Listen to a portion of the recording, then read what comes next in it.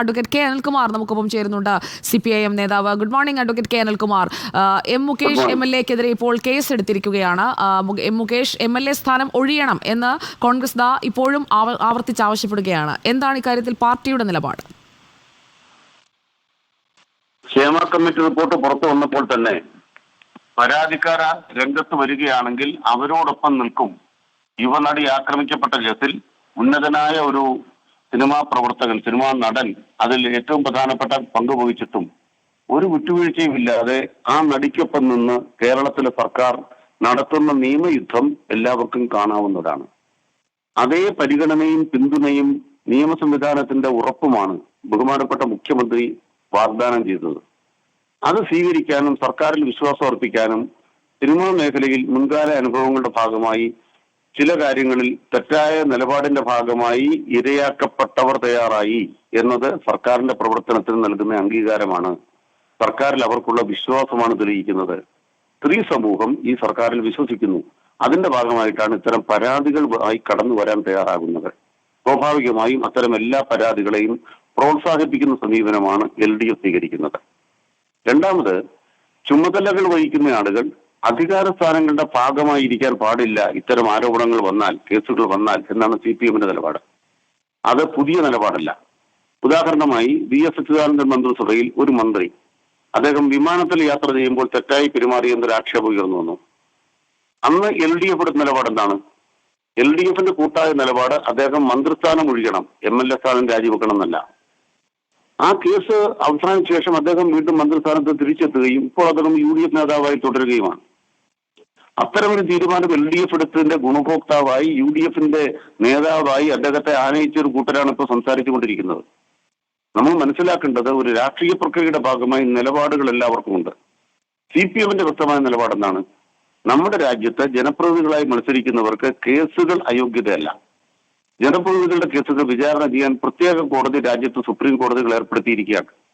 അതിന്റെ ഭാഗമായി ഏത് കേസും കൈകാര്യം ചെയ്യാൻ ആ കോടതികൾക്കാണ് ചുമതല. ഈ കേസും ജനപ്രതിനിധികളുടെ പ്രത്യേക കോടതി അതിവേഗം കൈകാര്യം ചെയ്യും. അതിന്റെ ഭാഗമായി നീതി ലഭ്യമാകും. അതുവരെ ജനപ്രതിനിധിയായിരിക്കുന്ന ഒരാൾ ജനപ്രതിനിധി സ്ഥാനം ഒഴിയുക എന്ന് പറയുന്നത് രാഷ്ട്രീയ പാർട്ടികൾ പൊതുവിൽ സ്വീകരിക്കാറില്ല. അതിന് കാരണം ഒരു തെരഞ്ഞെടുപ്പ് എന്ന് പറയുന്നത് എപ്പോഴും അടിച്ചേൽപ്പിക്കാൻ കഴിയില്ല. കേസിന്റെ വിധി മറ്റൊരു വിധിയാണെങ്കിൽ അനുകൂലമോ പ്രതികൂലമോ വിധി വരാം. ആ വിധിയുടെ അടിസ്ഥാനത്തിൽ ജനവിധി മാറ്റാൻ പറ്റുമോ? സ്വാഭാവികമായും അത് നീതിന്യായ വ്യവസ്ഥയുടെ നിയമപരിഹാരത്തിന് കാത്തിരിക്കുക അല്ലാതെ. അഡ്വക്കേറ്റ് കെ അനിൽകുമാർ, അന്ന് പറഞ്ഞതിനെ ഞാൻ അംഗീകരിക്കുന്നു. MLA സ്ഥാനം രാജിവെച്ച കീഴ്വഴക്കം അല്ലെങ്കിൽ MLA സ്ഥാനം രാജിവെക്കേണ്ടതിന്റെ ആവശ്യകത കുറ്റാരോപിതൻ കുറ്റക്കാരനാണെന്ന് തെളിയിച്ചതിന് ശേഷം മാത്രമാണ് എന്നുള്ള താങ്കളുടെ സ്റ്റാൻഡ് അംഗീകരിച്ചുകൊണ്ട് തന്നെ ചോദിക്കട്ടെ, സർക്കാർ കൊടുക്കുന്ന പദവികളിൽ അദ്ദേഹം തുടരേണ്ട കാര്യമുണ്ടോ? ഇപ്പോൾ ചലച്ചിത്ര നയരൂപീകരണ സമിതി പ്രധാനപ്പെട്ട ഒരു ബോഡിയാണല്ലോ, അതിൽ അദ്ദേഹം തുടരുന്നുണ്ട്. സ്വയം ഒഴിയുന്ന ലക്ഷണമൊന്നും കാണുന്നില്ല. പിടിച്ചു പുറത്താക്കണ്ടേ? അല്ല, ഇക്കാര്യത്തില് കേസെടുത്തു കഴിഞ്ഞാൽ സ്വാഭാവികമായും സർക്കാർ ഇതിന്റെ നിലപാടുകളിലേക്ക് കടക്കുമല്ലോ. ഇതിലൊന്നും അറച്ചു നിൽക്കുന്ന സമീപനം നമ്മുടെ മുമ്പിലില്ല.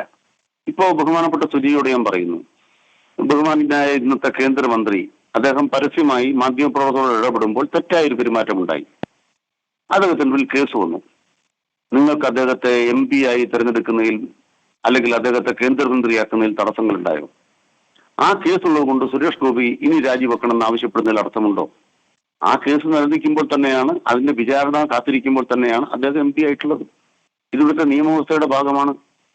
CPM-ന്റെ ഏതെങ്കിലും അറ്റത്തും മൂലയ്ക്കുള്ള ഏതെങ്കിലും ഒരാളുടെ പേരിൽ വ്യക്തിപരമായ ഒരു ആക്ഷേപം വന്നാലുടനെ ഇതിന്റെ പാവഭാരം മുഴുവൻ CPM-ന്റെ തലയിലേക്ക് കെട്ടിവെച്ച് CPM എന്ന് പറയുന്നത് ജീർണതയുള്ളൊരു പാർട്ടിയാണ് എന്ന് തെറ്റായ ഒരു ആശയം ഉണ്ടാക്കാൻ കുറെ ആളുകൾ ശ്രമിക്കുമ്പോൾ മുഖ്യമന്ത്രിക്കും സർക്കാരിനും CPM-നും അവരിലുള്ള വിശ്വാസത്തിന്റെ തെളിവാണ് ഈ ആരോപണങ്ങളിൽ കേസ് വന്നത്, ആ കേസെടുക്കാൻ തന്റെ ഇടം കാട്ടിയത് എന്നുള്ളത് കേരള സമൂഹം കാണണമെന്നാണ് ഞങ്ങളുടെ അഭിപ്രായം. Okay, advocate K Anilkumar, M Mukesh MLA സ്ഥാനം ഒഴിഞ്ഞു പോകണോ എന്നുള്ളത് അദ്ദേഹത്തിന്റെ വ്യക്തിപരമായ ആവശ്യമാണ്. അദ്ദേഹത്തെ CPIM പ്രൊട്ടക്ട് ചെയ്യുന്നില്ല, പിന്തുണയ്ക്കുന്നില്ല എന്നാണല്ലോ അദ്ദേഹം തന്നെ പറയുന്നത്. ഇങ്ങനെയുള്ള പീഡനാരോപണങ്ങൾ വരുമ്പോൾ പാർട്ടി അങ്ങനെ പിന്തുണ കൊടുക്കുന്ന ഒരു പതിവുണ്ടോ? അങ്ങനെയുള്ളത് കൊണ്ടാണോ അദ്ദേഹം എന്നെ മാത്രം പിന്തുണച്ചില്ല എന്ന് പറയുന്നത്? അങ്ങനൊരു വാക്ക് നമ്മൾ കേട്ടില്ല. CPM പിന്തുണച്ചില്ല എന്നൊരു വാക്ക് കേട്ടില്ല. ഏതെങ്കിലും ഒരു സംഭവത്തിൽ പെടുന്നയാളെ അങ്ങനെ പിന്തുണയ്ക്കുന്ന രീതി CPM-നില്ല. ഞാൻ ആദ്യമേ തന്നെ വ്യക്തമാക്കി, ബഹുമാനായ ആ എം എൽ എ പദവിയിൽ ഇരിക്കുമ്പോൾ ആ എം എൽ എയുടെ പ്രവർത്തനത്തിന്റെ ഭാഗമായി ഉണ്ടായ തെറ്റായ ഒരു കാര്യത്തെക്കുറിച്ചല്ല ഇപ്പോൾ ഉള്ള പരാതി. മുമ്പ് അദ്ദേഹം സിനിമാ മേഖലയിൽ പ്രവർത്തിക്കുന്ന കാലത്ത് അവിടെ ഉണ്ടായ സംഭവത്തെക്കുറിച്ചാണ് പരാതി. അതുകൊണ്ട് രാഷ്ട്രീയ മേഖലയിലെ പ്രവർത്തനം സംബന്ധിച്ചല്ല, നമുക്ക് വ്യക്തിത്വങ്ങൾ പലതുണ്ടല്ലോ. മറ്റൊരു മേഖല പ്രവർത്തിക്കുമ്പോൾ അദ്ദേഹത്തിന്റെ മുൻ പ്രവർത്തനത്തിലാണ് ഈ ആക്ഷേപമുള്ളത്. നിയമം അതിന്റെ വഴിക്ക് അക്കാര്യങ്ങൾ തീർപ്പാക്കും. അതിനോടൊപ്പമാണ് ഗവൺമെന്റ്, ഇരയ്ക്കൊപ്പമാണ് സർക്കാർ.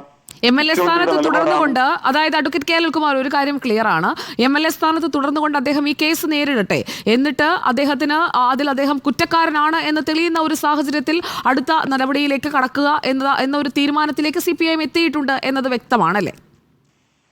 ജനപ്രതിനിധികളുടെ കോടതി എന്തിനാണ് രാജ്യത്ത് സർക്കാർ ഉണ്ടാക്കിയിരിക്കുന്നത്?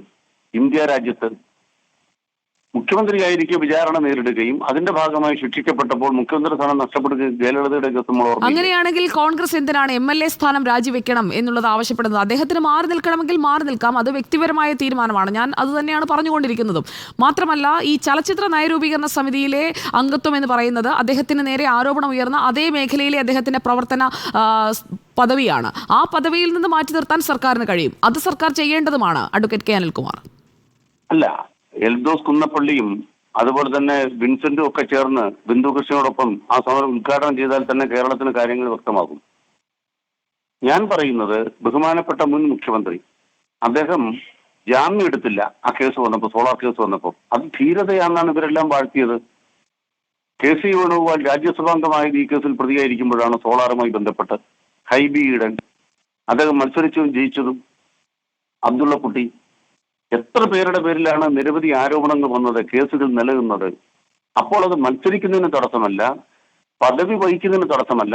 അധികാരത്തിലേക്കുള്ള യാത്രയിൽ അധികാര സ്ഥാനത്തിരുന്ന് ആ കേസിനെ ദുർബലപ്പെടുത്താൻ അവസരം കൊടുക്കരുത്. അതാണ് രാജ്യത്തെ നിയമവ്യവസ്ഥ. ഞങ്ങള് കോൺഗ്രസുമായി താരതമ്യപ്പെടുത്തിയല്ല പറയുന്നത്, ഇരയ്ക്കൊപ്പം നിൽക്കുമെന്നുള്ള ഞങ്ങളുടെ നിലപാടാണ്. ഇരകൾക്ക് നീതി ലഭിക്കട്ടെ. അഡ്വക്കേറ്റ് കെ അനിൽകുമാർ, അങ്ങനെ ഒരു നീതി ഉറപ്പാക്കുന്ന ഒരു ഭരണകൂടമാണ് ഉള്ളതെന്നാണ് ജനങ്ങളുടെ വിശ്വാസം. ആ വിശ്വാസം കാത്തു സൂക്ഷിക്കൂ. 100%. സിനിമാ മേഖലയിലെ വിഷയങ്ങളെ കുറിച്ച് പഠിക്കാൻ ഒരു സമിതി വരുമ്പോൾ സ്വാഭാവികമായും ആരോപണം ഉണ്ടാകുന്നതിന് മുമ്പ് ബഹുമാനപ്പെട്ട ഈ MLA മുകേഷ് അതിന്റെ അംഗമായിരുന്നല്ലോ. ഇപ്പൊ കേസ് വന്നിരിക്കുന്നു. കേസ് വന്നാൽ എന്താ സ്വാഭാവികമായും ചെയ്യുക? എല്ലാവർക്കും സ്വീകാര്യരായ വ്യക്തികൾ മാത്രമേ അത്തരം വേദികൾ ഉണ്ടാകാൻ പാടുള്ളൂ എന്നുള്ളതല്ലേ പാർട്ടി നയം, സർക്കാർ നയം. ആ നയം സർക്കാർ ഉറപ്പ് കൊടുക്കുമല്ലോ.